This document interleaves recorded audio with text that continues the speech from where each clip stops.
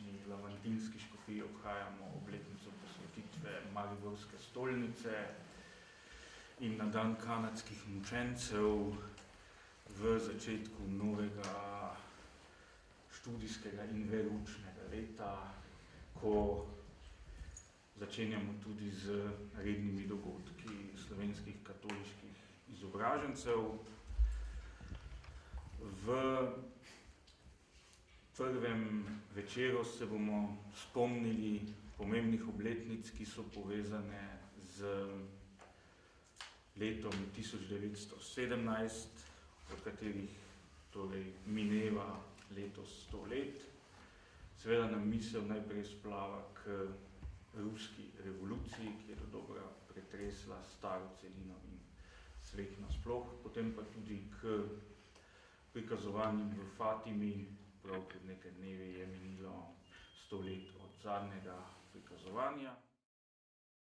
Sina in Svetega Duha. Amen. Tako, kot rečeno, zahvaljujem se gospodu Romanu Starcu za ta lep duhovni uvod. Kot rečeno, bo v ospredju našega nocojšnjega zanimanja leto 1917.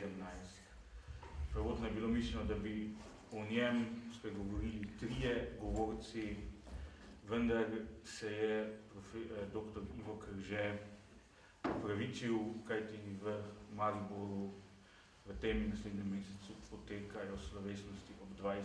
obletnici Škofijske gimnazije Antona Martina Slomška in žal je prišlo do prvotno neopaženega navzkrižja teh datumov. Pa nič ne de, bomo kljub temu veliko slišali in lahko razmišljali o letu 1917.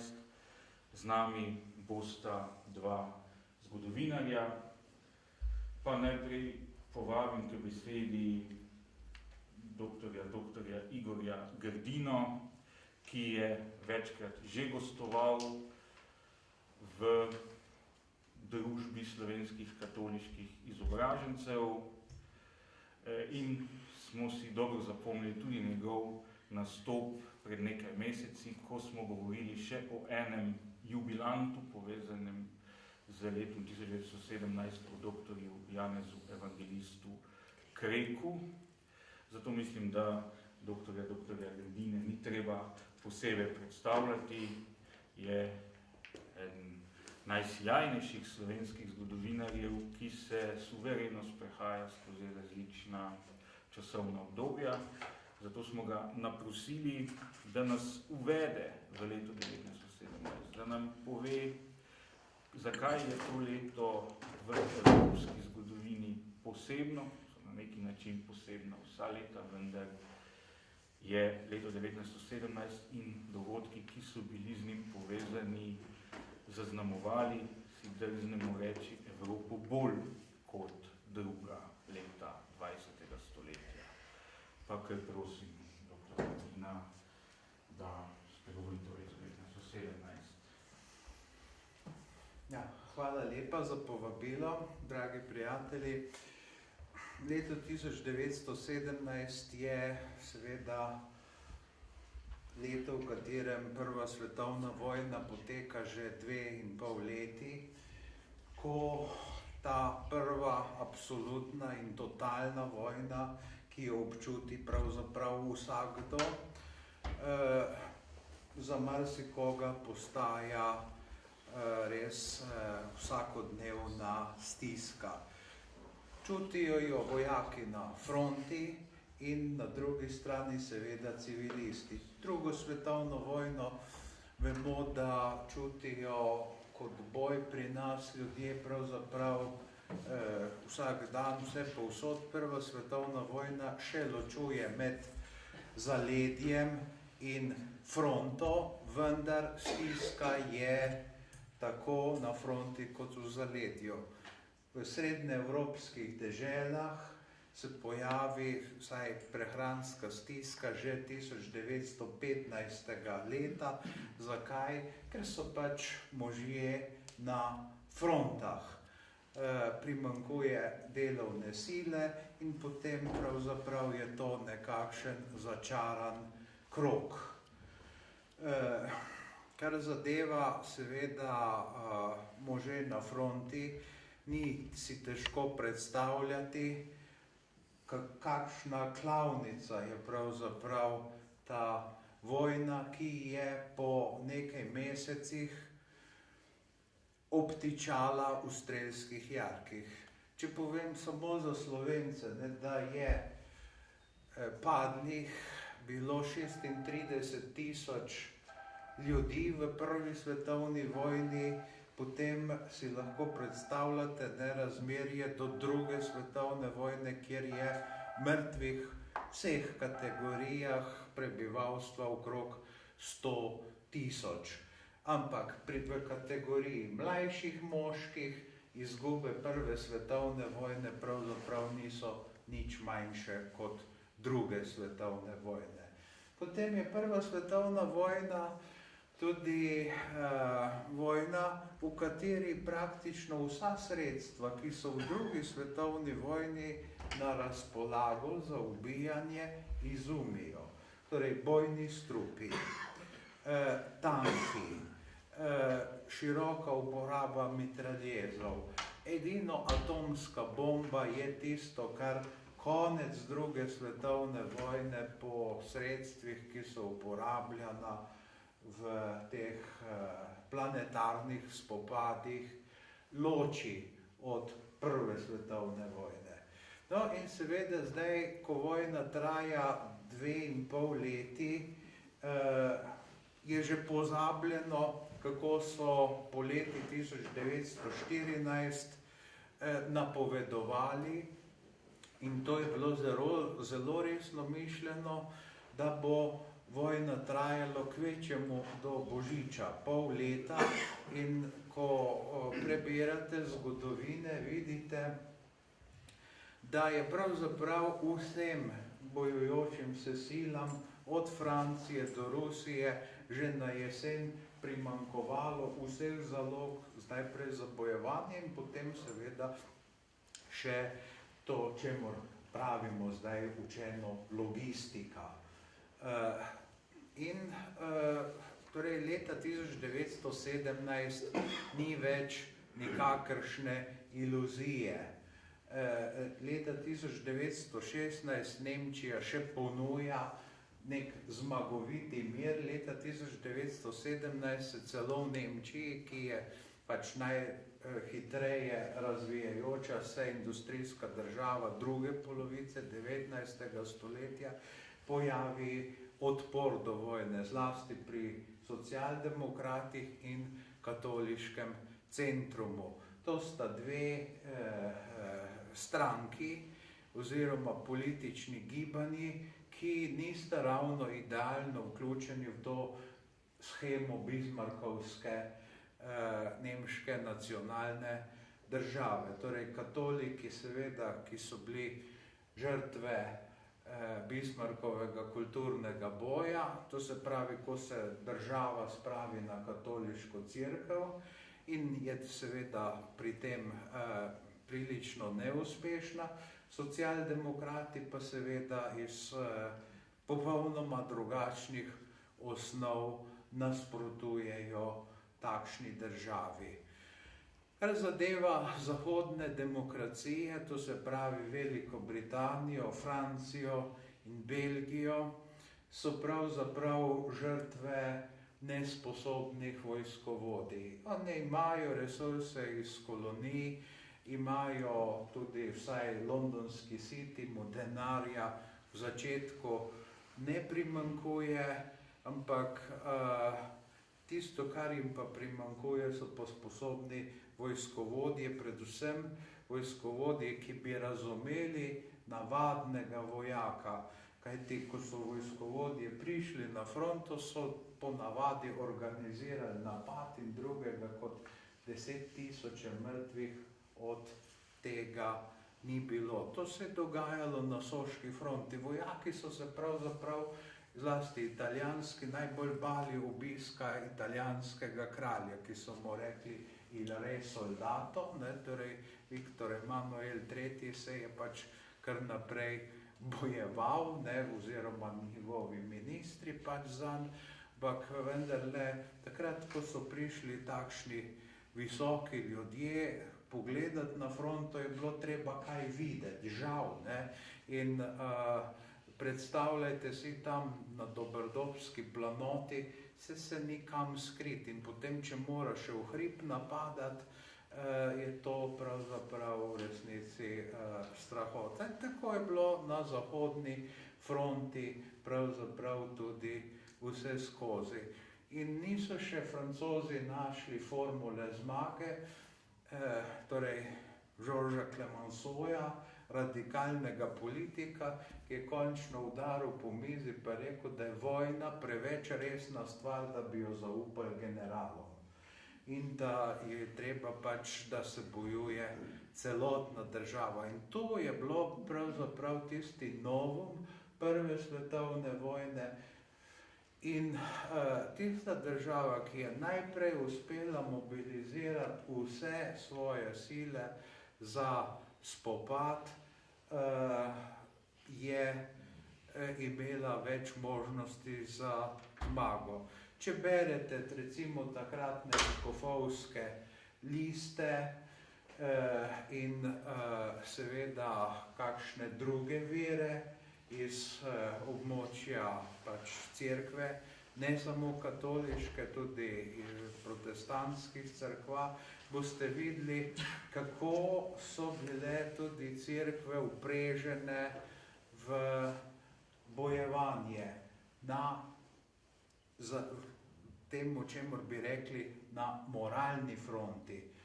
Pravzaprav niti ena država ni priznavala, da se ne bojuje za najbolj vzvišene cilje.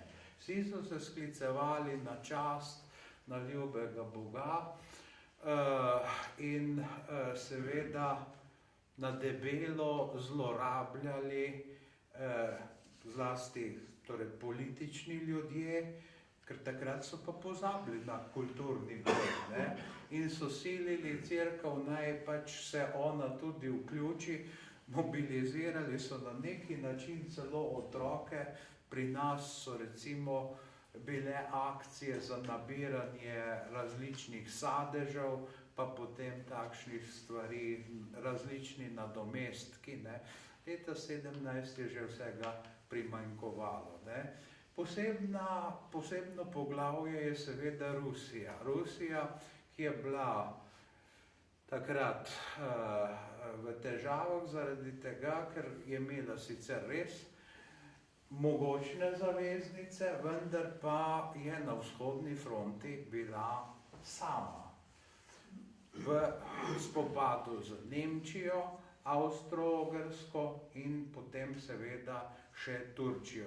Če se štejete število prebivalstva teh treh cesarstev, na drugi strani Rusije bi dobili približno 1:1. Samo da seveda je tako. Nemčija je bila prva industrijska sila Evrope v tistem času. Avstro-Ogrska in Turčija nista bili ravno posebej moderni državi, vendar pa vsaj Avstro-Ogrska tudi ni bila nek zelo šibek člen v tej vojni mašineriji. Rusija je v 19. stoletju ob koncu napravila seveda orjaški korak naprej, ne. Torej 1914 je po vseh gospodarskih pokazateljih tam nekje na 5. mestu med svetovnimi silami, približno producira 80% tistega, kar Nemčija. Če pomislimo, ena generacija prej je ta odstotek verjetno nižji kot 10. Ne, torej, ampak takšen ponagljen razvoj ima seveda svojo ceno. Torej, Rusija je zaradi neke zelo velike dinamike razvoja, ki je primerljiv z današnjim kitajskim razvojem pravzaprav v gospodarstvu, nestabilna. Leta 1915 je njen organizem državni doživel pravzaprav infarkt. In šele leta 1916 se je potem bojišče spet, torej fronta, stabilizirala, ampak zdaj ugotavljajo v Rusiji tisti, ki so proti vojni in tisti, ki so za njo, da bi čim boljše in čim hitreje zmagali, da postanje ne gre več naprej. In ko se tudi tiste sile, ki podpirajo carstvo, v koncu leta 1916 pridružijo opoziciji v kritiki carja Nikolaja II. V tistem momentu je pravzaprav carstvo izgubljeno. In v prvih večjih demonstracijah, ki se začno pač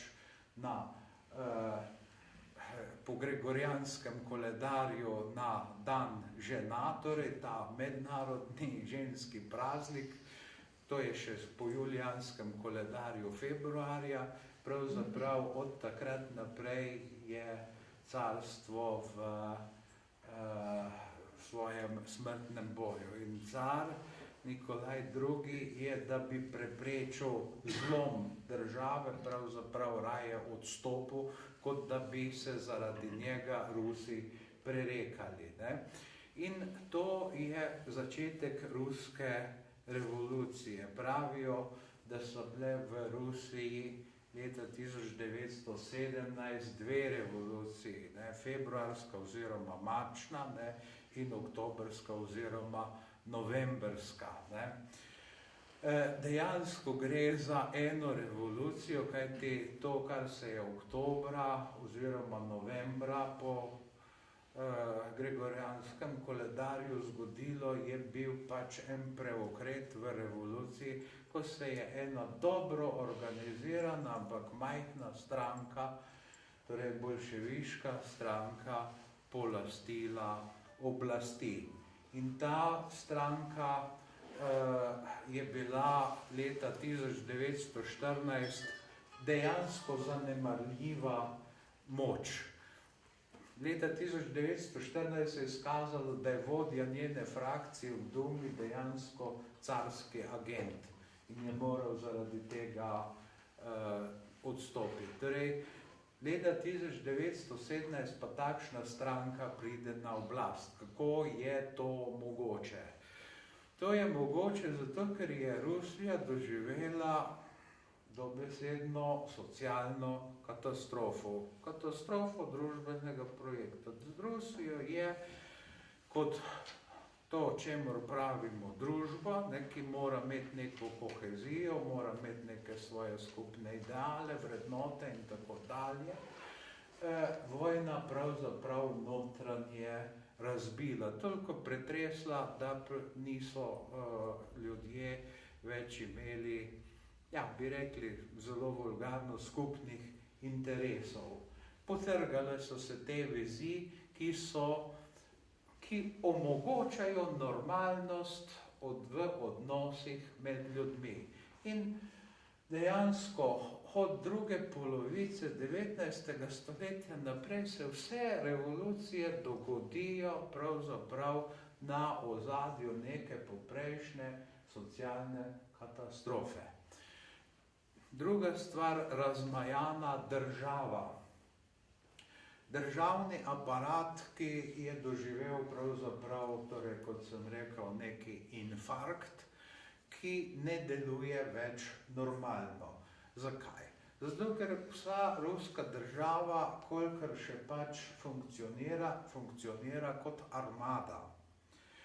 V zaledju se pa organizirajo druge sile in seveda to je zdaj še tretji faktor, Nemčija, ki zelo voljno podpre boljševiško stranko. Je bilo veliko prepirov o tem, koliko so Nemci dali, danes so odgovori prilično jasni. Veliko se govori o zaplombiranem eksteritorialnem vagonu, s katerim je Lenin prišel iz Švice. Ta vagon ni bil nič zaplombiran, spremljala sta ga dva nemška oficirja, od katerih je eden znal zelo dobro rusko. Torej, če bi hoteli nič stikov, zakaj potem nekdo, ki pač rusko zna. In še en nemški sindikalistični voditelj, ki je bil v stiku z velikim režiserjem tega dogajanja, torej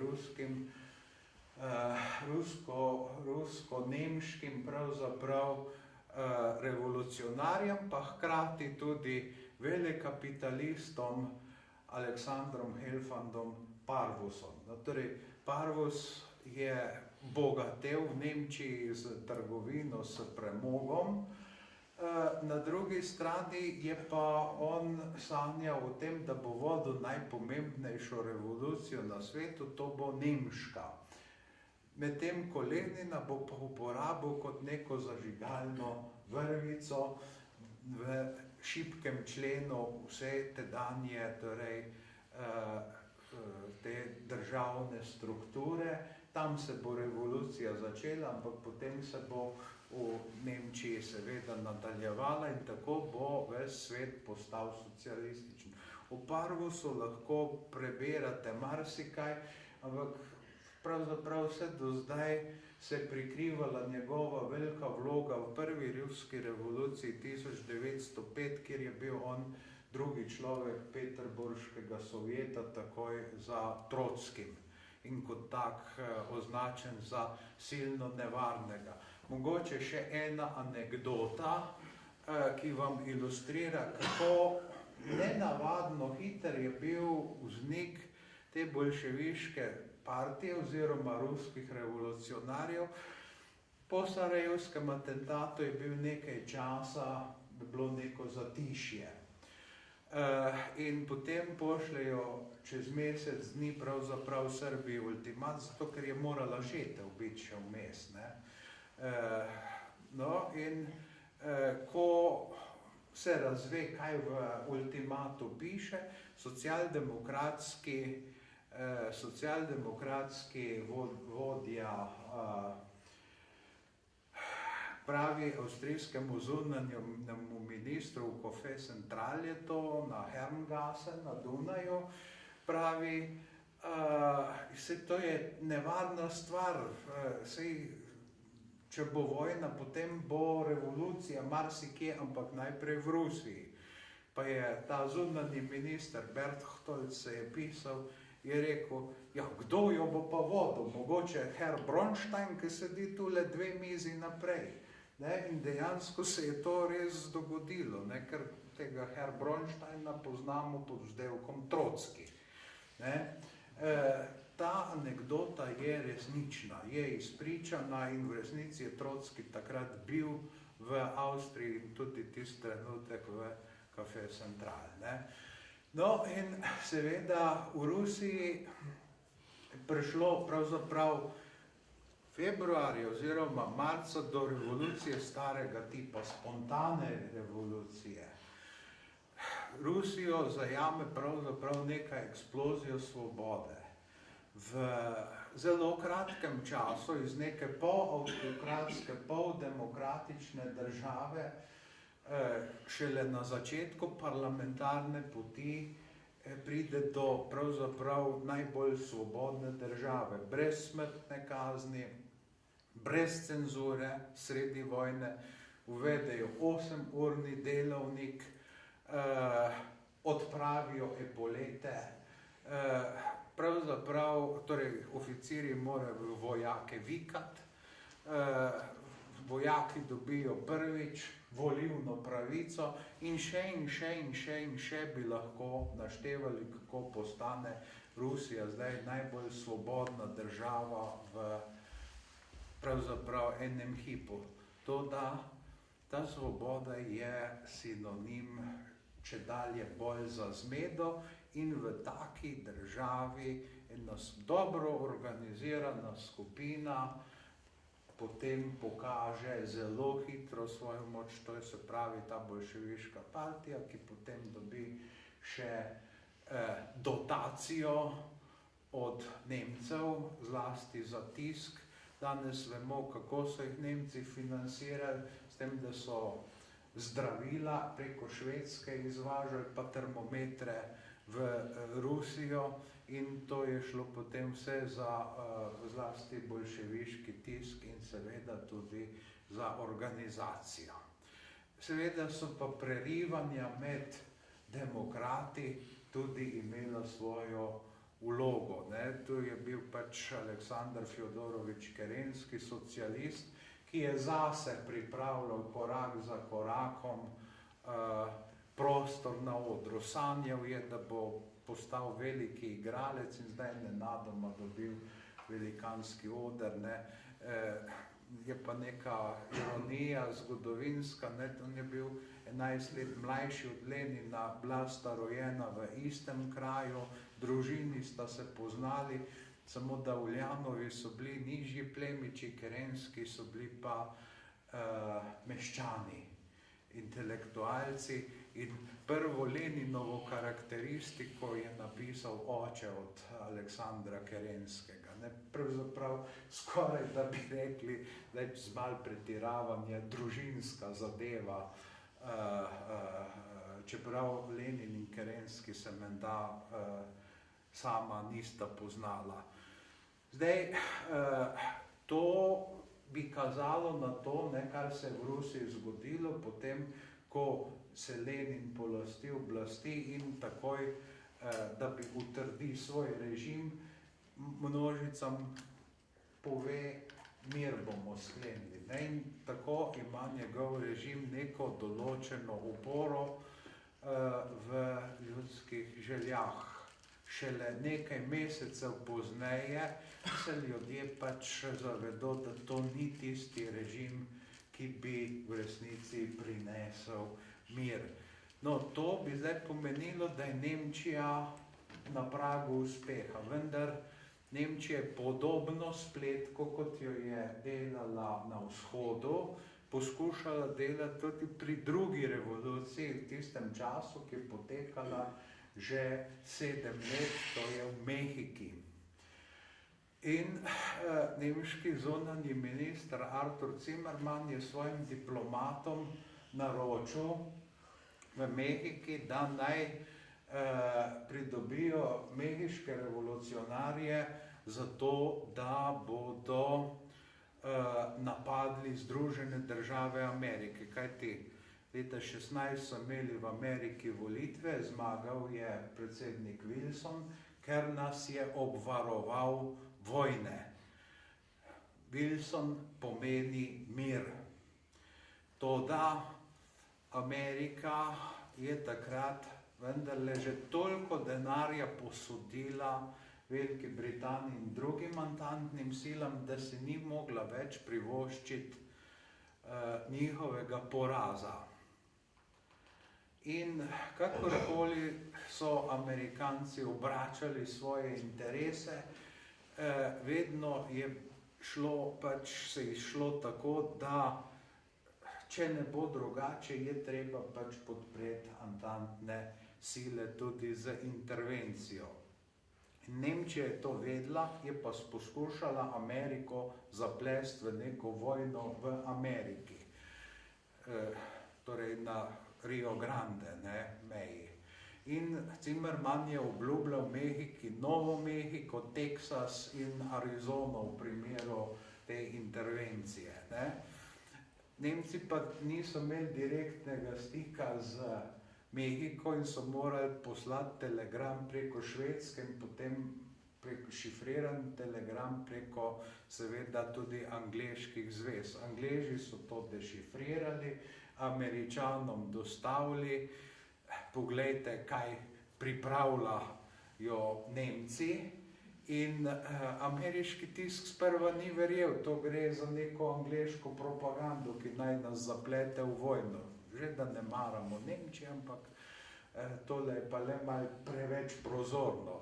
No in potem je tiskovna konferenca, na kateri nemški novinar in propagandistični novinar zunanjega ministra Zimmermana vpraša, in kaj menite o tem angleškem ponaredku, in Zimmerman pravi, to ni noben ponaredek, to je pristno. Zakaj je to rekel? Ker je mislil, da se bojo Američani zdaj ustrašili tega. Amerika praktično ni imela kopenske vojske, imela manjšo vojsko kot recimo kopensko kot Srbija ali pa Romunija. Ne? Je imela pa močno mornarico. Ne? In to je edini racionalni razlog, ki ga lahko najdemo, zakaj napravi takšno neumnost nemški zunanji minister, edini neplemič v nemški vladi, in zato ga imajo Američani za glasnika nemškega naroda. In zaradi tega je ta izjava še toliko hujša. Nemci nas torej v resnici sovražijo in 6. aprila 1917 predsednik Wilson napove, zahteva od kongresa napoved vojne Nemčiji in jo seveda tudi, bi rekli, spravi pod streho. In zdaj je seveda nemški uspeh, ta spletka z revolucijo na vzhodu, pravzaprav izniče z neuspehom spletke na zahodu. Rezultat pride potem leta 1918. Torej, leto te statične vojne, pravzaprav večino leta 1917 ni kakšnega odločilnega preboja, to so pač te politične mahinacije, glavna stvar je pravzaprav trasiralo pot v velike dogodke leta 1918. No, to je čisto na kratko in kolikor mogoče enostavno in nazorno, malce tudi poenostavljeno povedano, kaj se dogaja pred 100 leti. Zdaj v ruski revoluciji bo pa kolega Simon povedal globlje s svojega stališča. Midva sva danes že imela en simpozij, prostite, malo veliko bova govorila, ker nama že teče. Hvala lepa.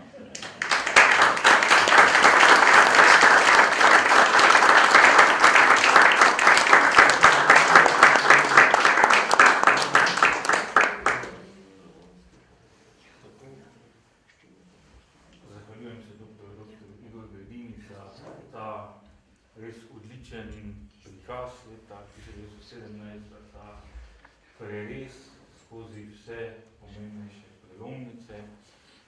In sedaj se bomo v nekakšnem close-upu spet osredotočili na eno točko. Nas zanima, to je Rusija, to je ruska revolucija.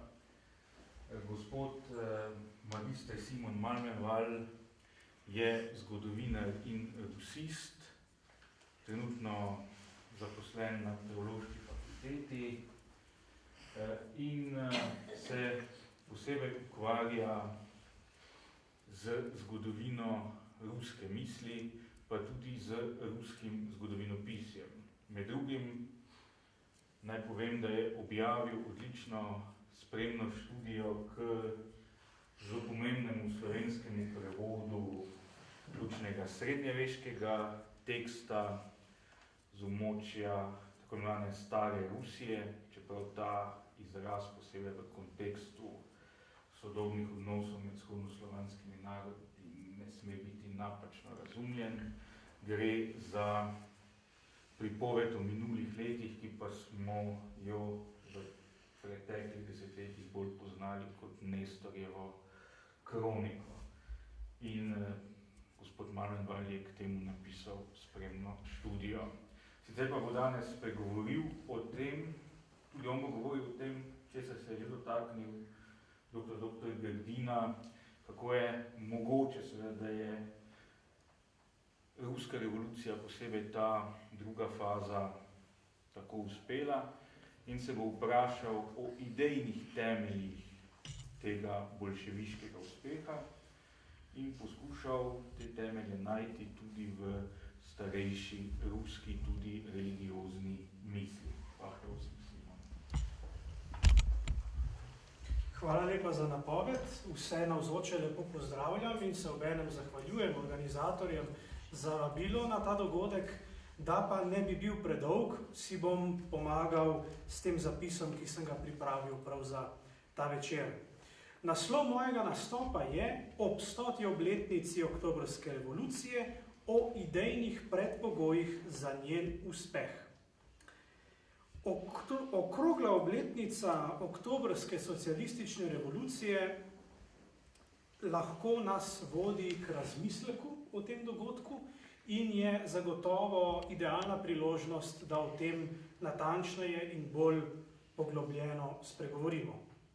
Oktobrska socialistična revolucija predstavlja edinstven dogodek v ruski zgodovini in je hkrati dogodek z dolgoročnimi svetovnimi posledicami. V ožjem pomenu označuje državni udar ali puč, ki so ga konec oktobra po starem julijanskem koledarju leta 1917 v Petrogradu, takratnem glavnem mestu ruskega imperija, izvedli radikalni socialisti, bolj znani pod imenom bolševiki. Oktobrska socialistična revolucija je vse do danes ohranila svojo večplastno zanimivost. Vzbudila je in še vedno vzbuja pozornost v politični, civilno-družbeni, zgodovinski, filozofski, tudi teološki sferi. Letošnje obeleževanje njene 100. obletnice med drugim kliče k časovno daljšemu vpogledu v rusko zgodovino oziroma k razmisleku o idejnih predpogojih za njen uspeh. Na usodne dogodke jeseni 1917 je tako mogoče gledati tudi z vidika idejne oziroma intelektualne zgodovine na ozadju učinkovanja različnih političnih, vrednostnih in religioznih prepričanj v ruski predrevolucijski družbi. V tem kontekstu predpogojev za uspeh revolucije ni mogoče razumeti kot teleoloških, to je ciljnih stopenj v zgodovinskem razvoju, ki bi že vnaprej določale tok dogodkov. Ne gre za to. Idejni predpogoji namreč pomenijo zgolj skupek nekaterih daljše obdobje prisotnih družbenih značilnosti in svetovno-nazorskih postavk, ki so v ugodnem in hkrati edinstvenem zgodovinskem trenutku olajšali uspeh bolševiškega prevzema oblasti. Tovrsten pristop je vsekakor eden od mogočih in tematsko pa tudi metodološko omejen, vendar vseeno je nepogrešljiv za globlje poznavanje širšega konteksta Oktobrske revolucije. Sedaj začnimo s preučevanjem daljše zgodovine ruske misli in se ustavimo pri tezi, da imamo pri ruski idejni zgodovini v bistvu opraviti z religiji podobnim maksimalizmom. Ruska kultura vsaj do sredine 19. stoletja ni imela bogate in izvirne intelektualno-filozofske tradicije. Šibka je bila predvsem na področju svobodne in dialoško naravnane sekularne misli, medtem ko je bila neprimerno močnejša na religiozni in izrazni ravni, v okviru umetnosti, arhitekture, literarnega ustvarjanja, tudi teološke misli. V tem pogledu so novi evropski miselni tokovi, pretežno sekularni, ki so v Rusijo začeli opazneje prodirati pod Petrom Velikim na začetku 18. stoletja in se kasneje razbohotili v prvi polovici 19. stoletja, trčili na kulturno okolje dežele, ki zanje ni bila dovolj zrela, nanje ni bila dovolj pripravljena. Prav to je eden od pomembnejših razlogov, da so bili v ruskem prostoru pomembnejši idejni tokovi v večini primerov razumljeni izključevalno in maksimalistično. Dobili so namreč religiozni naboj v duhu načela vse ali nič, kakor da bi odločali o usodi sveta in večnosti. Dobili so torej značaj imanence eshatona, o čemer recimo podrobno govori filozof in politolog Erik Voegelin. Šlo je torej za prenos izvirno religioznih pojmov in predstav na sekularno politično raven, zasledujoč ustvarjanje zemeljskega raja in uvida v višji smisel človeka in družbe. Pri tem so se ruski misleci različnih obdobij zavestno ali nezavedno zgledovali po pravoslavnem krščanstvu kot dolga stoletja edinemu miselnemu okviru, ki ga je poznala njihova domovina. Zgodovinsko pomembnejši idejni tokovi, od ideje o Moskvi kot Tretjem Rimu, do gibanja staroobredcev, od Petrovih reform do nihilistov, recimo o tem piše Dostojevski, in naposled do radikalnega socializma, do bolševizma. Vse te ideologije, vsi ti idejni tokovi so tako kazali nekatere značilnosti dogem in religiozne predanosti. Odtot je bolševizmu vsaj delno mogoče pripisati vlogo sekularno-utopičnega nadomestka religije, ki je pod preobleko družbene pravičnosti poskušal nasilno uvajati svoj, v navednicah, odrešenski sistem.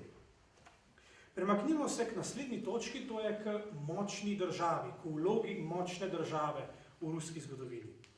Med predpogoji za uspeh oktobrske revolucije ni mogoče izpustiti močne vloge države in z njo povezanega avtokratsko-kolektivističnega refleksa v ruski zgodovini, ki ga je mogoče poenostavljeno zaobjeti s pojmom samodržavje, ali po rusko, ta pojem je izvorno ruski in se glasi samadržavje.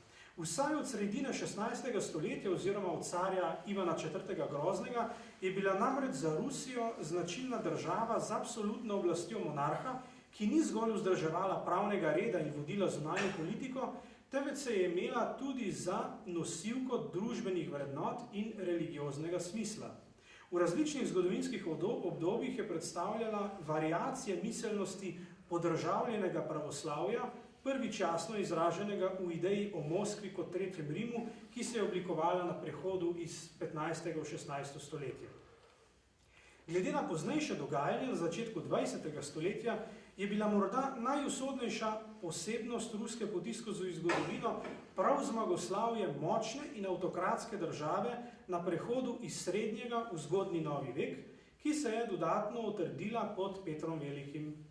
Ta je vlogo države prignal do skrajnih in simbolno pomenljivih razsežnosti, saj je leta 1721 z ustanovitvijo Svetega sinoda kot vladnega organa zadolženega za upravljanje tega, kar je do takrat predstavljal ukinjeni moskovski patriarhat, rusko pravoslavno cerkev neposredno podredil interesom države. In dobili smo takrat pod Petrom Velikim dejansko državno cerkev. Pri tem se Peter ni zgledoval po starodavnem bizantinskem načelu simfonije oziroma usklajenosti med državo in cerkvijo. To je pomembno. Petrov model državne cerkve ni bizantinski model. Temveč je Peter posegal po protestantskem oziroma nemškem zgledu državne cerkve, ki jo je imel za izraz napredka in zmage razumne države nad religioznim partikularizmom. Na tak način je utišal potencialno najmočnejšega kritika svoje oblasti in tudi oblasti svojih naslednikov za nadaljnjih 200 let.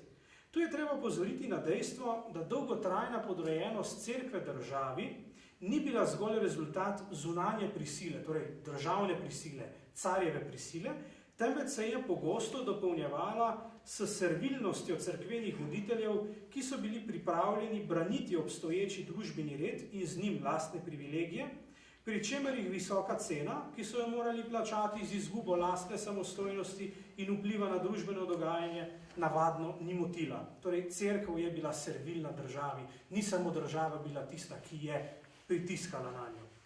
V skladu s tradicijo močne države v ruski zgodovini je bolševizem njen pomen dodatno okrepil in posameznika še bolj ponižal na raven za doseganje kolektivnih interesov. Naslednja točka je ruska radikalna inteligenca. Na uspeh oktobrske revolucije je pomembno vplivalo tudi stanje med ruskimi družbeno-kritičnimi intelektualci, za katere se je ustalil naziv inteligenca. V ruskem kontekstu inteligenca pomeni segment intelektualcev, tisti segment, ki je bil družbeno-kritičen in uperjen proti obstoječemu imperialnemu družbenemu redu. Samo državje, torej ta močna avtokratska država z imperatorjem na čelu, se je najkasneje do sredine 19. stoletja srečalo z dejavnikom, ki ga je mogoče uvrstiti v splošni kontekst evropske modernizacije. Do takrat se je namreč iz vse številčnejšega ruskega meščanstva in uradništva oblikovala majhna, a glasna skupina kritičnih intelektualcev različnih političnih prepričanj. Ruski družbeno-kritični intelektualci so se kljub medsebojnim idejnim razlikam in različnim stopnjam radikalnosti po večini zauzemali za odpravo avtokratske monarhije in preobrazbo družbe. Vse našteto je prispevalo k privlačnosti utopičnih in kolektivističnih družbenih zamisli, ki so bile posledično v večji meri značilne za pozni ruski imperij, kakor takratno Evropo. Ker v ruskem imperiju 19. stoletja ni bilo prostora za svobodno politično razpravo in parlamentarno zastopanost oziroma udeležbo pri soupravljanju z oblastjo, so se družbeno-politična vprašanja prenesla pod okrilje filozofije, literature in literarne kritike.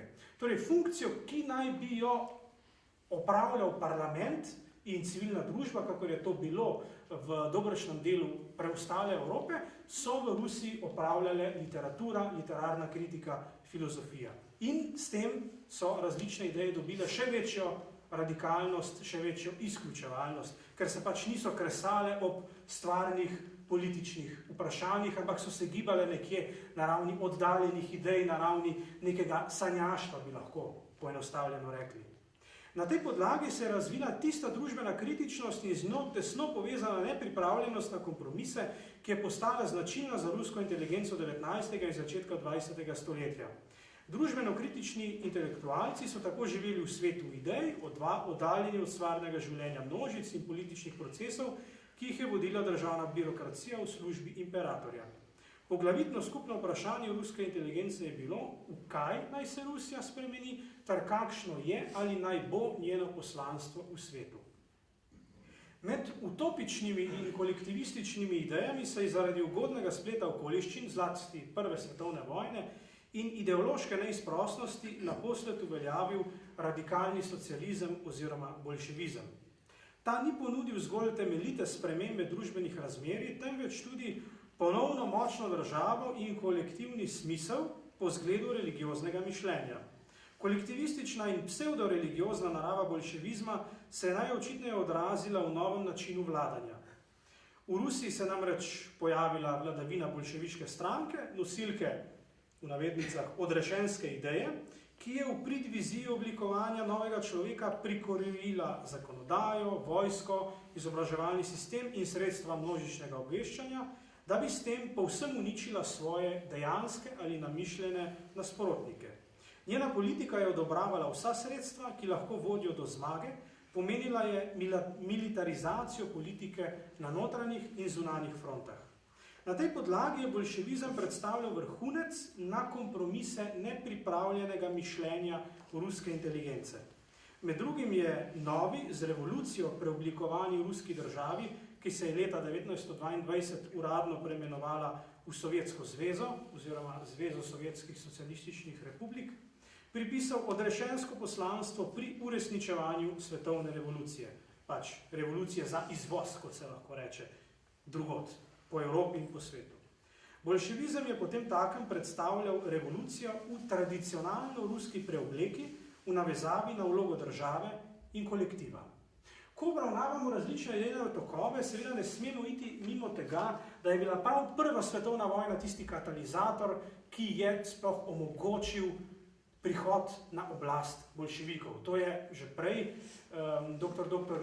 Igor Grdina lepo predstavil, tega zdaj ne bom povzemal. Ključno pa je, da brez Prve svetovne vojne in brez tiste zmede v ruski družbi in ruski politiki leta 17 radikalni socialisti, bolševiki, ne bi imeli priložnosti za izvedbo državnega udara in takšna politična grupacija, kakršna so bili bolševiki, v normalnih razmerah ne bi imela verjetno nikakršne priložnosti, da bi imela neko realno politično težo v ruski družbi, kaj šele, da bi si prilastila oblast. Sedaj pa še zadnja točka, to pa je neke vrste zaključek ali namesto zaključka. Ta točka se nanaša na pomen civilne družbe in umestnih ali intermediarnih institucij.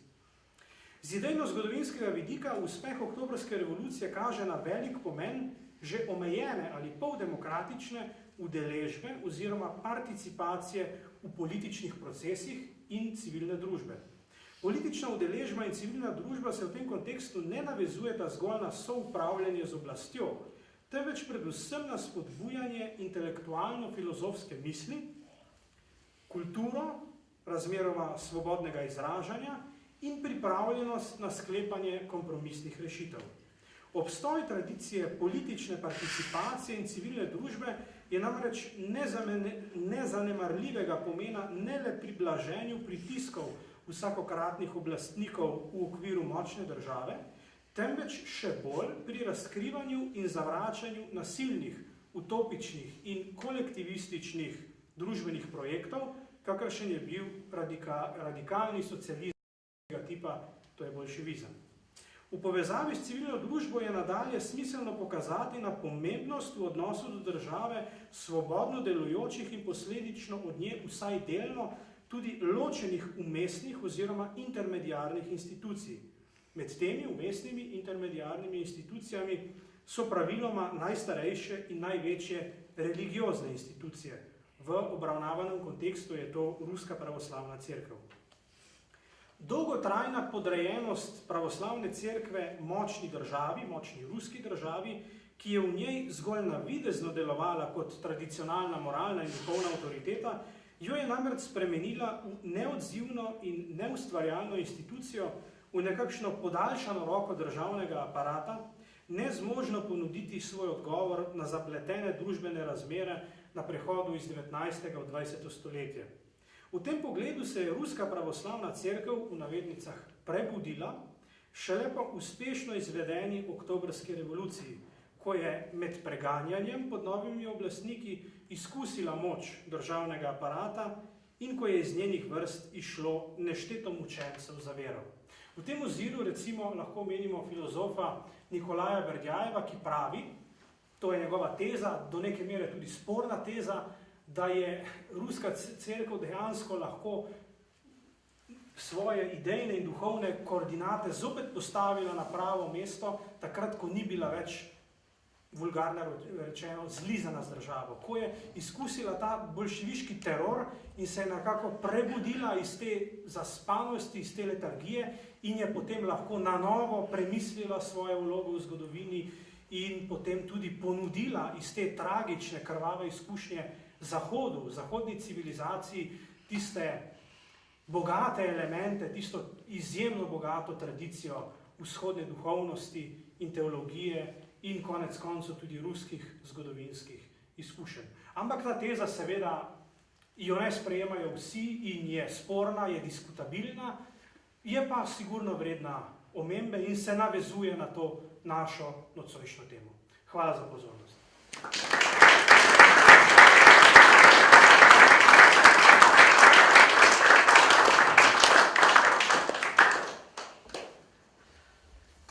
Hvala lepa tudi Simonu za ta odličen in v neke mere provokativen prikaz ruske, prereza ruske idejne zgodovine in za to iskanje možnih nastavkov, na katere se je naslonila bolševiška revolucija. Zdaj pa imamo čas za diskusijo oziroma za morebitna vprašanja našima predavateljema v zvezi z temami, o katerih sta govorila. Pa kar prosim, če koga kaj žuli, da svoj žulj deli z nami. Gospod, izvolite. Mene me zanima, iz katerega družbenega sloja bolševiki izhajajo. Verjetno iz kulturnega, pa umetniškega že ne. In tudi pod čigavim vodstvom so pomagali pol vršiti obstoječi sistem.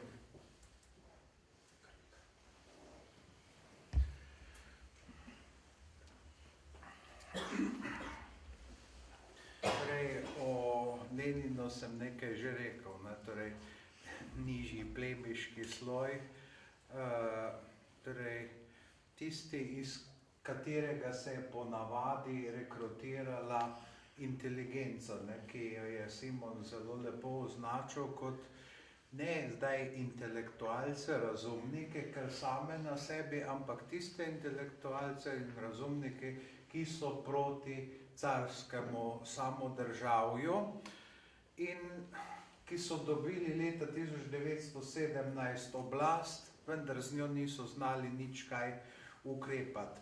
Zdaj,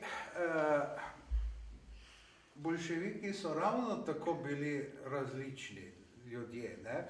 Torej, treba je upoštevati, da so v velikem številu izhajali iz vrst manjšin, to se pravi, precej Judov je bilo med njimi, ampak, veste, to je kar pojasnljivo, zato ker Judi niso imeli v carstvu enakih državljanskih pravic kot ostali, ne? Torej, v Peterburgu ali Moskvi se niso smeli naseliti brez posebnega dovoljenja. Torej, zelo malo jih je lahko uspelo kot nekih običajnih državljanov in zaradi tega so bili seveda tudi nezadovoljni. Cel kup prepovedi je bilo zanje in iskali so seveda pot v revolucijo, ne? Za njih je to bila rešitev, ampak seveda niso bili samo oni, je bilo precej tudi pripadnikov drugih narodnosti v zametku, ne, ker niso bili vsi pač na takšni, da rečem, razvojni stopni, poenostavljeno rečeno, in seveda delavstvo. Toda delavstvo je pravzaprav imelo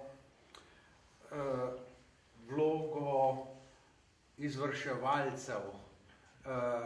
Torej, voditelji so izhajali vendarle iz vrst inteligence, te najradikalnejše inteligence.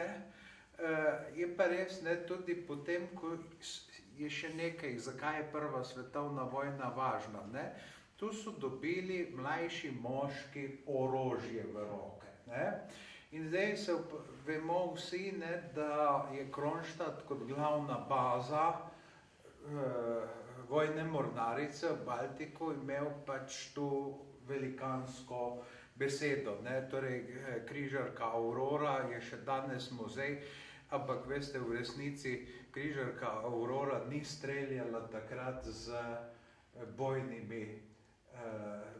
strelivom, ampak torej samo pokalo je, ne? Potem v mornarico so bili mobilizirani industrijski delavci, tisti, ki so se pač spoznali na stroje.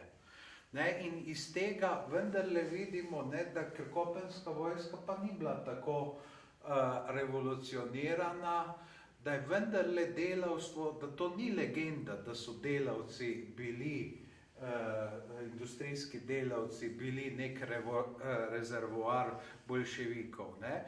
Samo tisto, kar pa je treba še posebej omeniti, tu ni nobenega avtomatizma. Kmetstvo je bilo s socialističnimi revolucionarji. Oni so tudi zmagali na volitvah, ki so bile razpisane v času, torej od februarja do oktobra, in potem so dejansko tisti, ki so bili odstavljeni, zmagali na teh volitvah in Rusija je imela seveda kmečko večino, ne. To so bili neki samorodni, nemarksistični ruski socialisti, ne, Kerenski je bil ravno njihov predstavnik. Kaj to pomeni, ne? Da zlasti na kmetih boljševiki pravzaprav kakršnekoli resne opore niso imeli, ne? Čeprav so posegli po zelo močnem orožju, torej zemljo kmetom. To je bilo njihovo geslo. Da oni so si to predstavljali tako, to je geslo, ampak potem bo pa država kmalu vzela vajeti, kajti po marksistični doktrini so seveda kmetje, ki delajo na lastni zemlji, seveda drobno buržoazni element, ne, ker imajo neko lastnino. Ne. In seveda to je potem posledica, so bile tiste vojne sovjetske države s kmeti, ne, ker je bila ta revolucija samo odložena za 10 let. Torej, boljševiki so vsekakor poznali tisto, čemur je madžarski voditelj komunistov Rakoši rekel taktika salame. Ne, to se pravi, ne napadeš vseh hkrati, ampak enega za drugim. Ne. In potem se novo stanje utrdi, torej en sloj je obklukan in potem pride na vrsto drugi, kot naslednji kos salame. Ne. Potem je seveda kot glavni faktor, ne, tega torej boljševiške partije je pa njeno organizacijsko strukturo verjetno treba poudariti, ne, da je to zelo centralistična organizacija. Potem seveda je nekaj bilo privlačnega tudi za ženske. Ne. Ženske v avtokratski Rusiji niso imele kakšne večje vloge, če niso bile ravno umetnice. Ne. Tukaj zdaj revolucionarji jim kar precej dajo, ne samo boljševiki, čeprav najprej na ravni transparenta, ampak seveda tudi tisti poprejšnji revolucionarji. Skratka, vsi, ki so se v Rusiji čutili zapostavljene in te so revolucionarji znali mobilizirati. Ne. Zdaj, Kerenskega vlado je stražila ženska četa, torej enota, in ta četa je zelo slabo končala pravzaprav, ne, potem po Jurišu na Zimski dvorec, ki je v filmih prikazan kot neko neverjetno herojsko dejanje, ker sovražnik pač strelja, ne. V resnici je bilo v tem Jurišu na Zimski dvorec, kaj mislite, koliko mrtvih?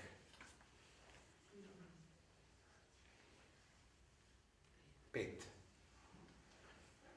Ne? Zato vidite, ne, da je pravzaprav, kaj je to pomenilo, oblast se je dobesedno sesula. Zakaj? Zato, ker so vsi pričakovali volitve in so računali s tem. In kaj to pomeni? Da boljševiška partija je torej do sekunde natančno vedela, kdaj je treba prevzeti oblast, kdaj je edina možnost pravzaprav, ko vsi pričakujejo volitve, ko vsi mislijo, bojo ljudje odločili. Ne? Takrat se pojavi ta stranka. Tako da pravzaprav samo število in odkot so ljudje ni ravno odločilno. Gotovo torej ne s kmetov, gotovo industrijsko delavstvo ja.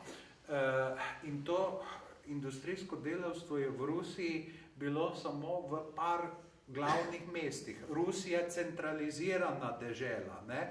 In kdor obvladuje Peterburg oziroma Petrograd takrat, Moskvo in še nekaj drugih centrov, obvladuje pač celoten prostor. Ne?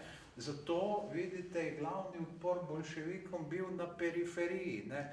Samo, kaj pa to pomeni? Da so boljševiki razmeroma zlahka obvladali tisto večino ruskega prebivalstva. In še tretji faktor, oziroma pač teror.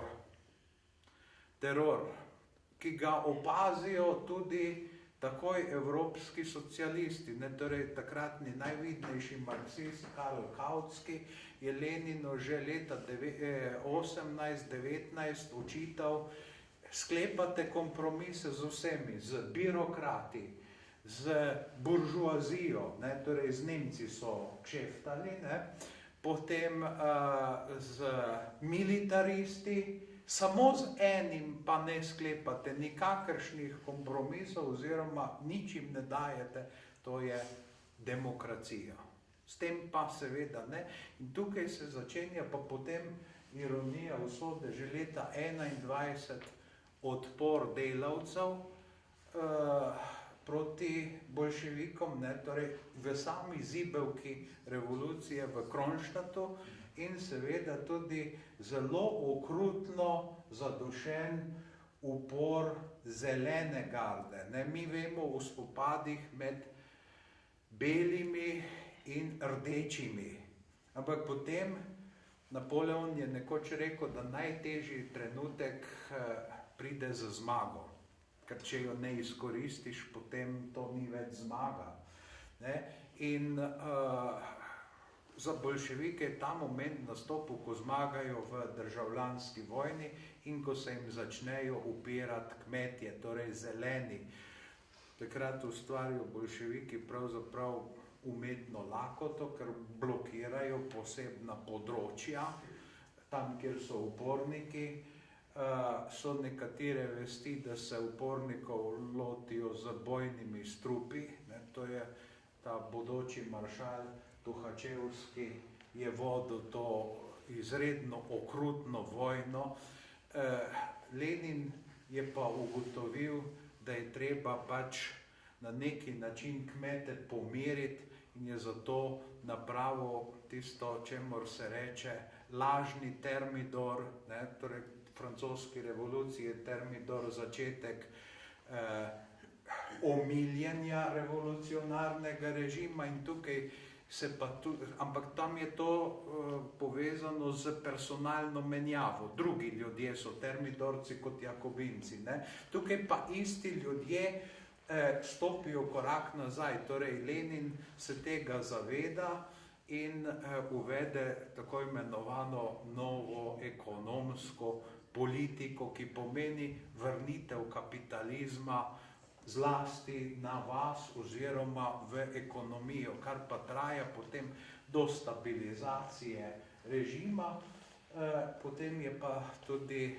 tega konec. Ne? Torej, dobra organizacija tistih, ki pristanejo pri boljševikih, centralizacija, mobilizacija vseh mogočih sopotnikov in zaveznikov. Ne? Torej, v začetku revolucije je glavna oborožena moč revolucionarjev ena latvijska divizija. Torej, od nje prihajajo tudi kadri za tajno policijo. Torej, tajna policija, Felix Dzerzhinski je poljski priimek, torej Dzerzhinski, nižji plemič in torej kakšni pripadniki narodnih manjšin so tukaj precej torej pogosti, ker ti gredo čez drn in strn za seveda revolucionarji, ne?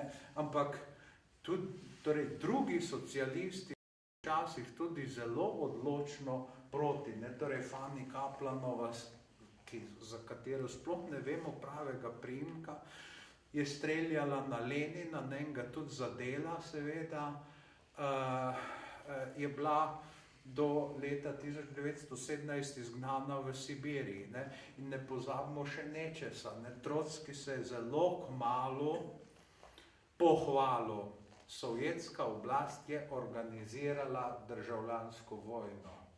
Torej, prav ste slišali, sovjetska oblast je organizirala državljansko vojno. Zakaj? Zato, da je lahko uvedla teror in vsakdo, ki je pač se pokazal malce nasprotnega, je bil lahko zdaj radikalno, korenito, popolnoma odstranjen. Kdor ni bil z nami, je bil proti nam. Ne? Svem, da je to zdaj nekoliko obširnejši odgovor, ampak vendarle težko je prevesti nek sloj, ima takšno stranko. Tudi v Rusiji je bila že toliko moderna, da ne morete reči, vsi v nekem sloju ali v nekem poklicu so bili revolucionarji. Nikakor to ne drži, ne? Torej, tudi vse ženske, ne, ne. Tako da pač Nekoliko komplicirano je to, ampak vse to je v vseh revolucijah bilo pravzaprav tako. Ne? Torej, glavni vodja, brez katerega pa res ne bi šlo, to je bil pa Lenin na eni strani in po organizacijski plati pa seveda Trotski, ki je bil časnikar poprej, ne? Potem pa v glavnem seveda vojak in tretji v tej trojki je pa Stalin.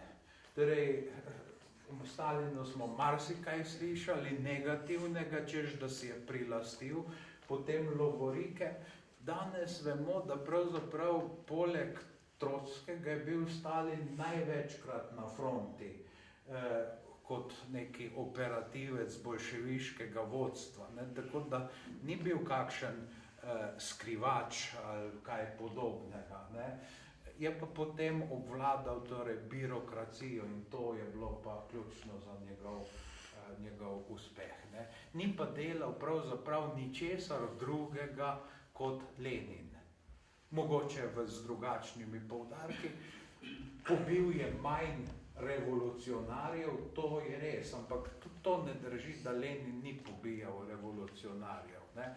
Drugače pa to boj z umetno povzročeno lakoto, z taborišči, vse to je v Leninovem času že izumljeno. Ne? Torej to zgodba o dobrem Leninu in hudobnem Stalinu, to je izum Hruščovove epohe. Ne?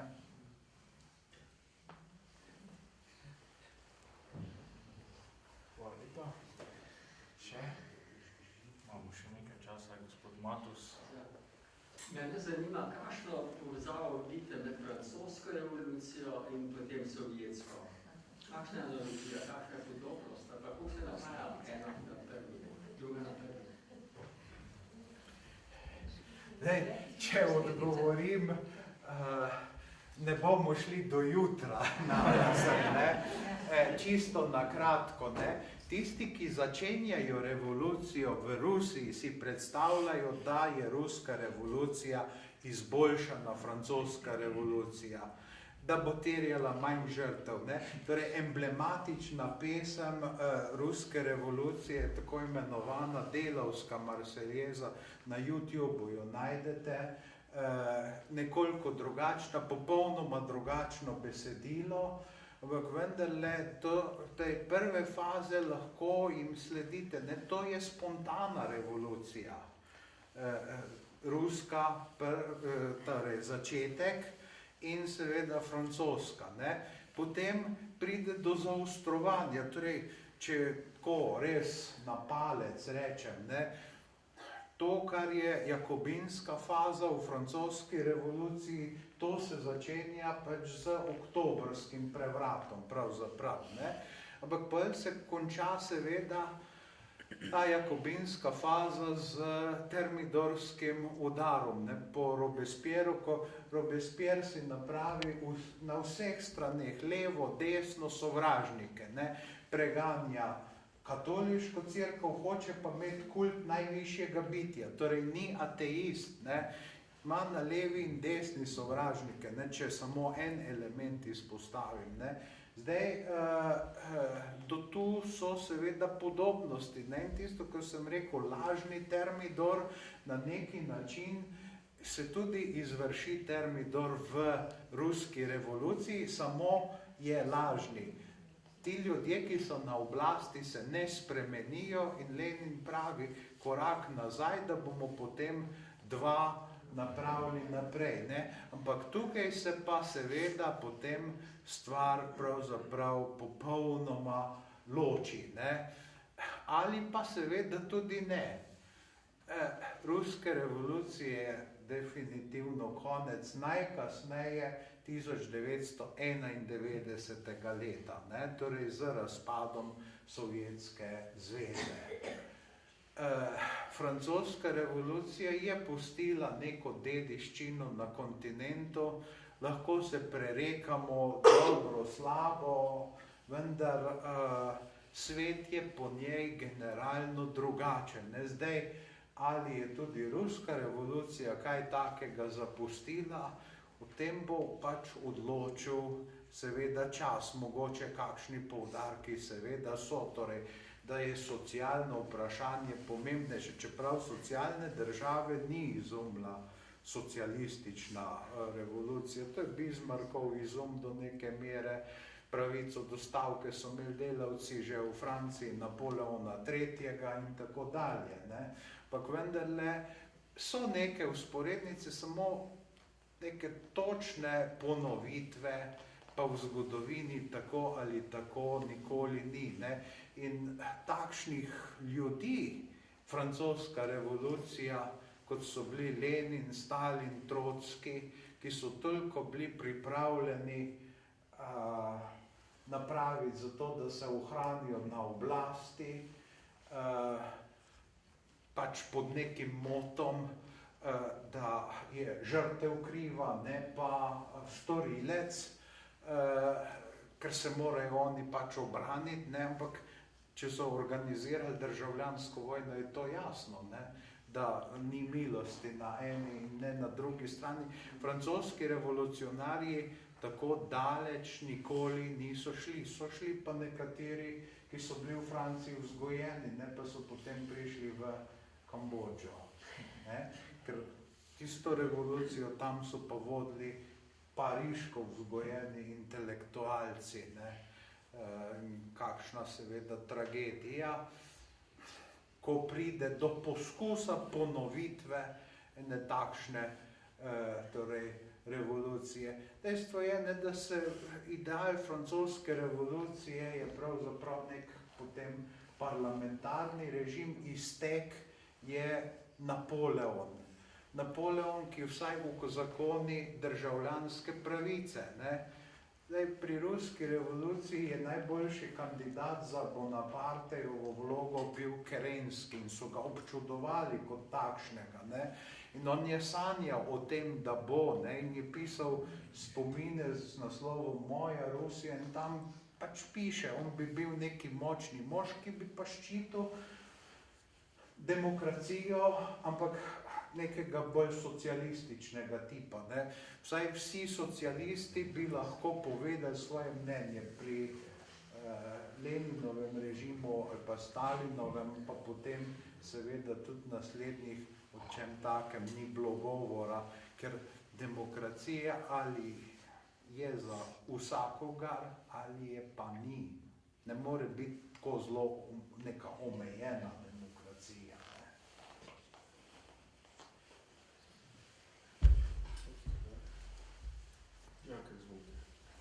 Ali vse to, kar smo slišali, kaže na to, da so naši slovenski tovariši, naši boljševiki imeli vzor in so po tem vzorcu tudi delali? Ne samo, da so imeli vzor, imeli so model, ker je s Kominterno nastane svetovna stranka proletariata, kot se sama imenuje, in to, da je kakšno politično gibanje sprejeto v Kominterno, mora pristati na tista pravila, ki pa so izrazito centralistična. In Jugoslovanska komunistična partija na to pristala. Jugoslovanska komunistična partija je oblikovala slovensko partijo in seveda odgovor je ja, ne samo torej vzor, ampak tudi model.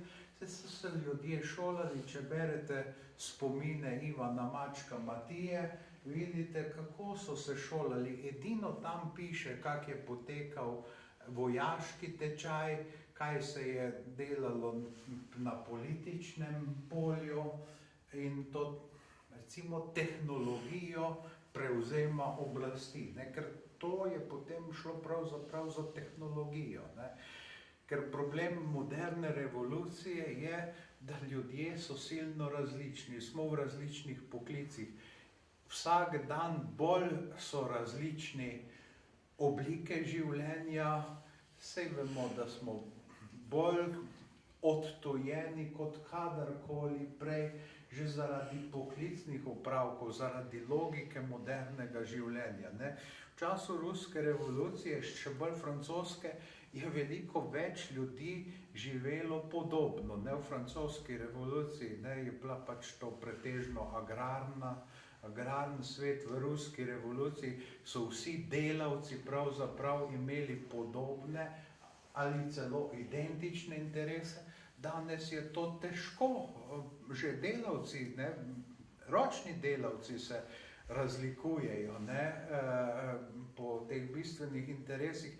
Je danes tudi veliko težje neko maso zbrati in že v 30 letih je bilo to težje kot 1917. Leta. Ne?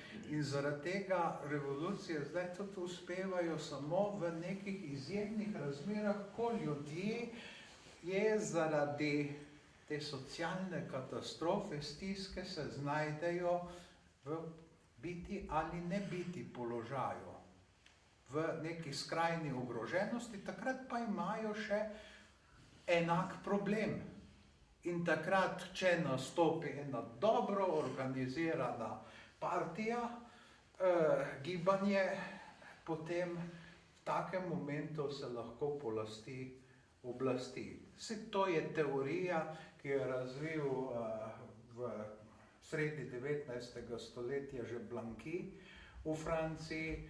Vzor je bil pa pravzaprav puč Napoleona III., ki je bil v mladih letih pa tudi nekakšen revolucionar. Ne? In torej, revolucija je potem čedalje bolj vprašanje tehnologije prevzema oblasti postala. Vse nekih velikih revolucionarnih mislecev, a se pojavljajo v 20. stoletju kot filozofi ali misleci takšnega pomena, odmeva, kot je bil Karl Marx ali pa Engels, ne? Lenin kot mislec, kot filozof, je pravzaprav, če beremo Coppelstonovo zgodovino filozofije, je postavljen na prav nizko mesto, celo še za Staljina. Ne? Skratka, to bi bilo na kratko, no, vsej vem, da preveč govorim. Še kakšno vprašanje? No, pa bi za konec od tebe Simon izval, to je pač stav, kateri mi pa debatiramo na 4 leta, 3. A se je sedanja cerkev v Rusiji naučila kaj iz izkušnje te držav zlizane cerkve carističnega obdobja oziroma iz obdobja Svete Sinode? Ja, zdaj tako, to je lahko že nova tema. To ni nujno, da je direktno povezano z oktobrsko revolucijo in siceršnjim dogajanjem leta 1917. Treba je vedeti, da pred prevratnim letom 1917 je bila ruska pravoslavna cerkev in z njo krščanska pravoslavna veroizpoved razglašena za državno vero. Po celotni logiki, po celotni zakonodaji, že po inerciji, že po navadah in tudi oblastjo je to veroizpoved tretirala kot državno. To je eno. Drugo, cerkvena struktura, cerkveni aparat je bil podrejen državnemu aparatu. Vrhovni poglavar ruske pravoslavne cerkve od leta 1721, torej od Petra Velikega naprej, je bil enostavno državni uradnik. Laik, ni bil škof, ni bil patriarh, ni bil metropolit, je bil enostavno državni uradnik, nekaj podobnega temu, kar danes bi rekli minister, imenoval se je oberprokuror. To je beseda, ki mi bi lahko jo prevajali kot nadprokurator ali nadupravnik, izhaja pa iz nemškega okolja, iz protestantskega okolja. Namreč povedal sem že, da je Peter Veliki se zgledoval ne po Bizancu, ampak po protestantskih državnih cerkvah, ko je deželni knez bil dejansko poglavar cerkve, kot je danes vsaj na formalni ravni recimo v Angliji angleška kraljica. Ona je poglavarka cerkve anglikanske. Ne? No in nekaj podobnega je bilo tudi v Ruskem imperiju od leta 1721 pa do 1917. Leta 1917 se Ruska pravoslavna cerkev še pred Oktobrsko revolucijo osamosvoji od tega državnega patronata in tega leta je tudi ustanovljen, obnovljen Moskovski patriarhat. Se pravi, prvič po skoraj 200 letih se ta stara, predmoderna struktura obnovi in istega leta tudi Ruska pravoslavna cerkev skliče vse rusko sinodo, ali mi bi lahko zdaj rekli kot neki lokalni koncil na ravni celotne krajevne cerkve, torej ruske cerkve. Ta koncil seveda je bil nedokončan, je bil prekinjen in zelo na hitro se je končal z nekimi približnimi sklepi leta 18. Takrat je pač že potekala državljanska vojna v Rusiji in tega procesa ni bilo mogoče na pravi način dokončati, na tak način, kakor je bil zamišljen leta 17 še pred oktobrskim prevratom. Zdaj, formalno, od leta 17 naprej je Ruska pravoslavna cerkev ločena od države, tudi danes, tudi po današnji ruski ustavi, seveda je Rusija sekularna država in moskovski patriarh je seveda sam poglavar svojega cerkvenega telesa in pravoslavna cerkev kot taka vsaj formalno državi ne odgovarja nič in nič ne dolguje in tudi obratno velja seveda. Zdaj, ko govorimo o v navednicah zlizanosti z državo, relacija cerkev-država in cerkev, ki je recimo podrejena državi, državnim interesom, je treba vedeti, da nasploh v pravoslavnem svetu ta vez je močnejša, tudi danes, ne samo v zgodovini, ampak tudi danes je močnejša, kakor je močnejša na Zahodu v primeru katoliške cerkve. Pravoslavna cerkev vendar ne nima papeža, nima nekoga, ki bi odgovarjal za celo cerkev kot tako in ki bi imel sedež tudi v neki državi, ki je njegova država. Ne, v pravoslavju ne poznamo papeške ali ne vem, patriarhove države. Pač to je fenomen, ki je popolnoma drugačen in tukaj so šla zgodovinska pota drugače, kakor na Zahodu. No in ravno zaradi te tradicionalne povezanosti med cerkvijo in državo, ki je sicer bila včasih šibkejša, včasih močnejša, je tudi to sodelovanje v Rusiji med cerkvijo in državo, ki se je postopoma oblikovalo od leta 1991 naprej, drugačno, tesnejše, kakor na Zahodu. In zdaj, če poskušam čim bolj direktno odgovoriti na to Aleševo zelo pravzaprav nehvaležno vprašanje, bi rekel tako, ni stvar v tem, da je Ruska pravoslavna cerkev danes servilna v odnosu države ali v odnosu do njenega predsednika Putina. Ampak je družbena situacija v Rusiji drugačna nasploh, kakor to velja v Evropi, recimo v državah Evropske unije, zlasti pa v zahodnoevropskih državah. Namreč v Rusiji danes ni popularno biti ateist in liberalec, ker je to mišljeno kot nekaj protinarodnega, nekaj, kar gre proti ruski identiteti in konec koncev proti interesom ruske države, ruske geopolitike, nekaj, kar gre proti ruski zgodovini, nekaj, kar gre proti sami identiteti naroda. Torej, sodelovanje, tisto, ki pač obstaja, kakršno pač obstaja, sicer na različnih ravneh, med cerkvijo in državo je v službi teh drugačnih družbenih razmer, kakor vladajo v Evropi, in če bi v Evropi bilo enako nepopularno biti liberalec in ateist, bi seveda bilo razmerje med cerkvijo in državo v Rusiji za nas danes čisto nekaj normalnega, ker smo pa mi danes navajeni na neke drugačne koordinate, ker ne znamo misliti onkraj paradigme liberalne demokracije, smo pa recimo vsaj nekateri šokirani nad tem, vendar to so zgolj zgodovinski pojavi, ki danes so, jutri niso in jaz osebno tega ne jemljem v nekem vrednostnem smislu, kaj šele alarmantnem. To je pač zgolj eno izmed poglavij v teku zgodovine, ki lahko bo trajalo, lahko ne bo. Zagotovo pa danes pravoslavna cerkev kot taka ni v službi države, ni podrejena niti na zakonski ravni, niti na kakšni drugi, da bi dejansko bila odvisna od nekih državnih zahtev. Denimo, če povem samo en podatek za ilustracijo, škofe, eparhe, kot se reče v pravoslavnem besednjaku, škofe v Ruskem imperiju od Petra Velikega pa do leta 17 je potrjeval ravno ta kvazi minister nad prokuratorjem. Brez državnega pristanka cerkvena struktura enostavno ni mogla delovati. Država jo je tudi direktno podpirala iz proračuna, imela je točno določena sredstva in denar je šel enostavno iz proračuna. Danes seveda takšnih pritiskov države na cerkev ni in cerkev si tega danes seveda ne želi.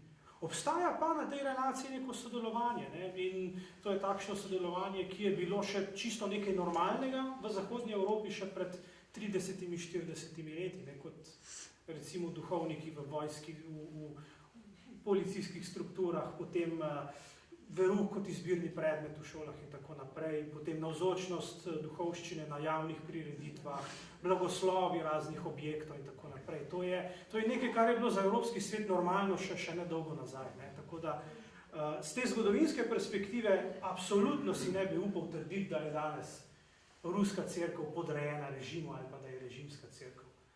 Res pa je, da je to narodna cerkev in seveda poleg Kristusa, če tako zelo plastično povedamo, poleg Kristusa ona ljubi tudi narod, ljubi Ruse.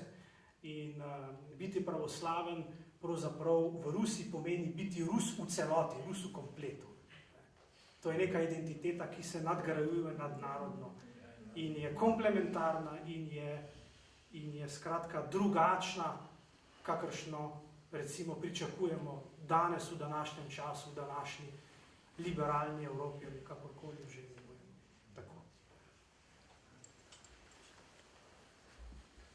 No, jaz mislim, da je bilo to zelo inteligentno govor, če se uspeš izogniti glavni ust, ampak tega. Torej, še koga kaj zaživljeno zdaj v zadnjih minutah.